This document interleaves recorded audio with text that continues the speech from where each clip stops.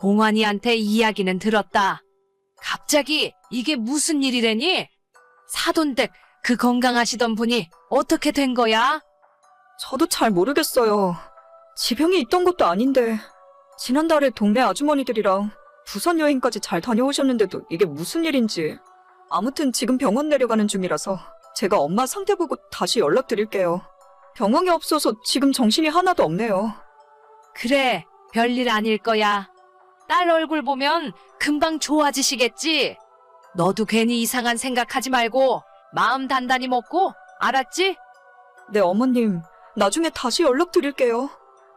건강하시던 저희 친정엄마가 갑자기 쓰러졌다는 소식을 듣고 정말 정신없이 친정으로 달려 내려갔어요. 손이 너무 덜덜 떨려서 운전대를 잡지도 못했고 남편이 대신 운전해주는 차 조수석에 앉아서 우리 엄마가 무사하기만을 기도하고 있었죠. 3년 전에 아빠 먼저 돌아가시고 한동안 많이 힘들어하셨는데 그래도 올해 들어서는 조금 괜찮아지셨는지 웃는 것도 많이 늘어나셨고 원래 예전부터 좋아하시던 등산도 주말마다 다니시는 것 같더라고요. 제가 집안에서 외동딸이지만 먼 곳으로 시집와서 따로 살고 있었기 때문에 엄마가 혼자 된 이후로는 자꾸 마음이 쓰였고 자주 찾아뵙지 못해서 죄송한 마음이었습니다. 지난달 동네 친구분들이랑 부산 여행 간다고 해서 용돈도 많이 드렸고 재미있게 잘 놀다가 오셨는데 갑자기 쓰러졌다는 연락을 받으니 이게 무슨 일인가 싶더라고요. 혈압이 좀 있으셔서 예전부터 약을 드시긴 했지만 그래도 아직 엄마 나이가 70대 초반이라서 괜찮을 거라 생각했습니다. 하루 2시간 걸리는 병원으로 내려가면서 얼마나 빌고 또 빌었는지 몰라요. 병원에 도착했을 때는 이미 중환자실에 계셨고 급하게 무슨 수술을 해야 한다더라고요. 정신없이 동의서에 사인하고 수술을 했지만 중환자실에서 이틀 후에 돌아가셨어요.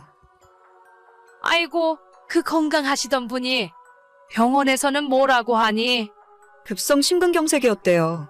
원래 혈압이 있긴 했는데 저는 정말 수술하면 괜찮아지실 줄 알았어요. 그래, 일단 너는 네 정신이나 단단히 챙기고 있어라. 너희 친척들한테도 전화해서 말씀드리고 내가 이딴 네 시아버지 집에 오는 대로 준비해서 내려가마.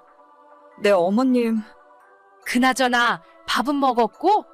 앞으로 네가 제일 고생해야 하는데 밥 먹고 정신 똑바로 차리고 있어. 네, 알겠어요. 뭐 잘 모르는 거 있으면 동환이한테 물어보고. 걔가 예전에 작은 아버지네 장례 치를 때도 다 경험해봤기 때문에 일이 어떻게 돌아가는지 잘 알고 있을 거다. 너는 정신 없을 테니까 동환이한테 다 맡기고 좀 쉬고 있어. 네, 안 그래도 남편이 다 알아서 해주고 있어요.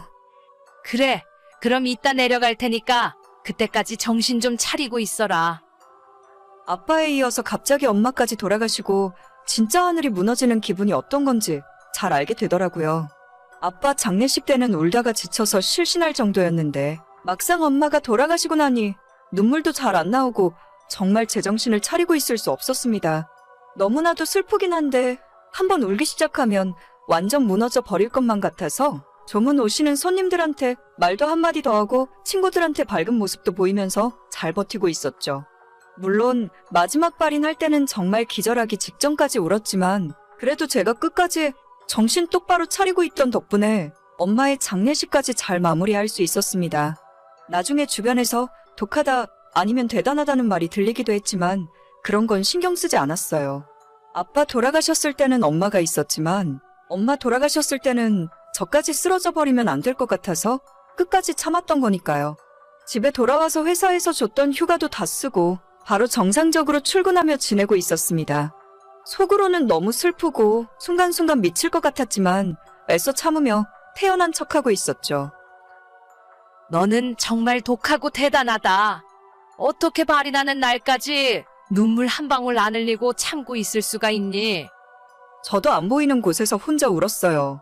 다들 너무 걱정해 주셔서 괜히 그 앞에서 눈물 보이기 민망하더라고요. 그랬니? 나는 너가 정말 바늘로 찔러도 피 한 방울 안 나오는 사람인 줄 알았어. 아무튼 이제 다 끝났으니 하는 이야기지만 평소 앓던 지병 같은 것도 없다가 그렇게 가시는 것도 일종의 복이라고 생각해라.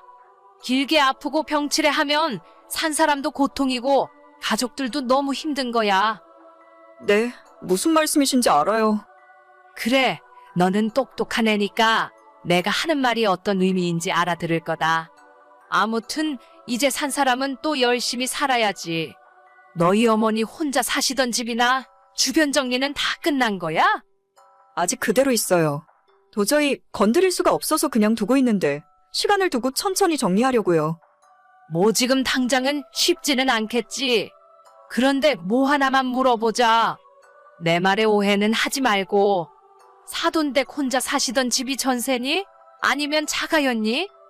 10년째 자가로 살고 계셨죠. 그래? 그 동네 집값이 꽤 비싸던데 대출은 남아있고. 아직 그런 것까지는 자세히 모르겠어요. 이제 곧 내려가서 한번 확인해 보려고요. 그런데 갑자기 그건 왜 물어보시는 거죠? 아니야, 그냥 내가 궁금해서 그러지. 아직 정신 없을 텐데 너한테 이런 거 물어봐서 미안하다. 아무튼 호상이라고 생각해. 시모는 뜬금없이 연락해서 이상한 소리를 제게 하더라고요. 아직 엄마가 돌아가신 충격에서 벗어나지도 못했는데 호상이라느니 살던 집이 어쩌고 저쩌고 대체 저런 소리를 왜 하는 건가 싶었어요. 제가 올해로 결혼 6년 차인데 지금까지 시모와 그리 살갑게 지내진 않았습니다. 평소에 연락도 거의 하지 않았고 어머님도 저한테 할 말이 있으면 남편 통해서 하시던 분이었죠. 그런데 이번에 친정엄마 돌아가셨을 때 남편은 물론 시댁 사람들이 일찍 찾아와서 빈소를 지켜주니 정말 고맙더라고요. 평소엔 무뚝뚝하던 시아버님도 제게 많이 위로를 해주셨고 시어머님도 장례식장에 오는 손님들을 저와 함께 맞이해주고 뒷정리까지 맡아서 해주셨죠. 정말 너무 고마웠고 이게 가족들의 정인가 싶어서 살짝 감동했는데 나중에 이런 연락을 하시니까 조금 어이없고 황당했어요. 그래도 크게 신경 안 쓰고 있었는데 불과 며칠 전에 또다시 연락이 오면서 시모의 시커먼 속내가 모두 드러나고 말았습니다. 지난주에 친정 내려갔다 왔다고 하더니 이제 너희 어머니 유산 정리는 다 끝난 거야? 뭐 어느 정도는 다 끝난 것 같아요. 그래? 잘됐다. 사돈댁이 혼자 사시던 집이 대출도 하나 없는 자가였다면서? 그 집이 38평이었니? 그 동네 요즘 시세가 7억도 넘더라. 저는 그런 건 잘 모르겠어요. 그 집 팔 거야? 아니면 전세라도 줄 거야? 어차피 너희가 그 동네 가서 살 거 아니잖아. 생각은 아직 안 해봤는데 일단 집에 짐들이 남아있어서 그거 정리되면 생각하려고요. 팔지 마. 내가 알아봤는데 더 오르면 올랐지 떨어질 동네가 아니더라. 그냥 전세 줘. 전세 주고 그 전세금으로 너희들도 이번 기회에 전세 끝내고 집장만 하고. 네, 생각해볼게요. 그리고 혹시나 돈 남으면 나한테 1억만 빌려줄 수 있어? 우리가 이번에 상가를 하나 살까 하는데 현금이 좀 부족해서 말이야. 너한테 이자까지 톡톡히 쳐서 갚을게. 돈이요? 어머님, 듣자 하니 진짜 너무 하시는 것 같아요. 지금까지는 가만히 참고 있었는데 저희 엄마 집은 제가 알아서 할게요. 전세를 놓던 팔아먹던 들어가서 살던 제가 알아서 할 테니까 신경 쓰지 마세요. 호상이니머니 그런 소리 듣고 싶지도 않고 제가 어머님한테 돈 빌려드릴 일 없으니까 이런 문제로 연락하지 않았으면 좋겠어요. 아니, 내가 호상을 호상이라 하지 뭐라고 하니? 악담을 한 것도 아니고 좋게 이야기한 건데. 그리고 내가 너한테 공짜로 돈을 달라고 했냐? 빌려주면 갚는다는데 뭐가 문제야? 너는 형제도 없이 그 많은 유산 받아서 너 혼자 다 쓸 거야? 장례식 때 내가 니를 얼마나 도와줬는데. 결국엔 이 소리 하시려고 그러셨나요? 어쩐지 지금까지 저한테 관심도 없던 어머님이 너무 잘해주신다 싶었어요.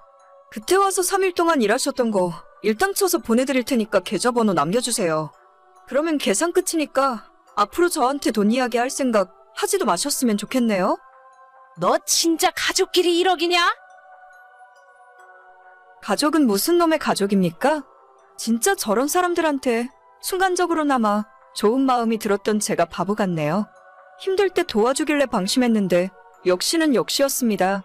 나중에 남편에게 시모와 나눴던 이야기를 보여주면서 당신 엄마가 돈 달라고 하는데 어떻게 생각하냐고 했더니 절대 줄 생각하지도 말라네요. 남편은 사남매 중에 막내 아들인데 옛날부터 시댁과 살짝 거리를 두고 있었어요. 저희 친정 부모님에게 받은 유산을 어떻게 하던지 자기는 신경 전혀 안 쓸 테니까 천천히 저보고 알아서 하라네요. 지금은 그 집에 남아있는 엄마의 물건들을 처분하기가 힘들어서 당분간 그대로 둘 생각이에요. 조금 괜찮아지면 짐을 다 빼고 새를 놓을 겁니다.